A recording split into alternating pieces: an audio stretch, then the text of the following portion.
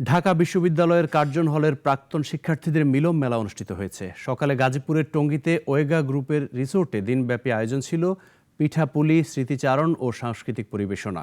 বিস্তারিত ডেস্ক রিপোর্টে।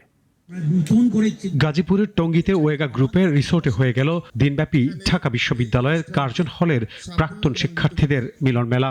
ছিল পিঠাপুলি, স্মৃতিচারণ ও সাংস্কৃতিক পরিবেশনা। নবীন প্রবীণের আগমনে অনুষ্ঠান স্থল পরিণত হয় এক টুকরো ঢাকা বিশ্ববিদ্যালয়ে।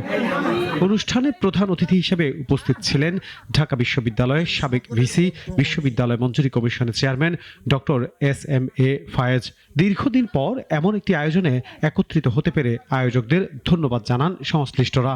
এই যে উনি সবাইকে আমাদেরকে একসাথে করতে পেরেছে, মানে এটা একটা অসাধারণ অনুভূতি, মানে বলে বোঝানো যাবে না।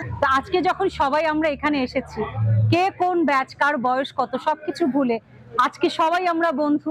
বয়স, ব্যাচ ভুলে বন্ধুত্বের বন্ধনে মিলেছিল কার্জনিয়ানরা। এখন আমরা নির্মল আনন্দের মধ্যে আজকে যে মিলিত হয়েছি, এটা আমাদের জন্য অনেক বড় পাওয়া।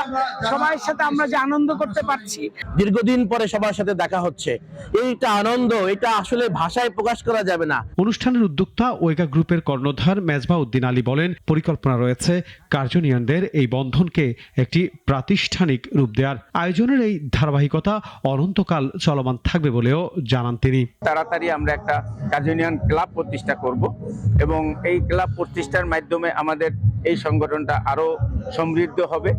আমাদের উদ্দেশ্যটা আমরা একত্রে থাকব, আমাদের ঐক্যটা ধরে রাখবো, আমরা একে অপরের সাথে যোগাযোগ রাখবো। এই উদ্দেশ্য নিয়েই আমাদের কার্জনিয়ান এই প্রতিষ্ঠানটা জন্ম এবং এটা চলবে ইনশাআল্লাহ, অনন্তকাল চলবে।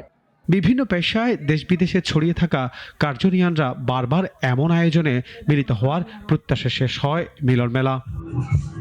ডেস্ক রিপোর্ট, নাগরিক। কোটি কোটি মানুষের ভালোবাসায় ফ্রিজ, টিভি এবং এসিতে দেশের 1 নম্বর ব্র্যান্ড ওয়ালটন।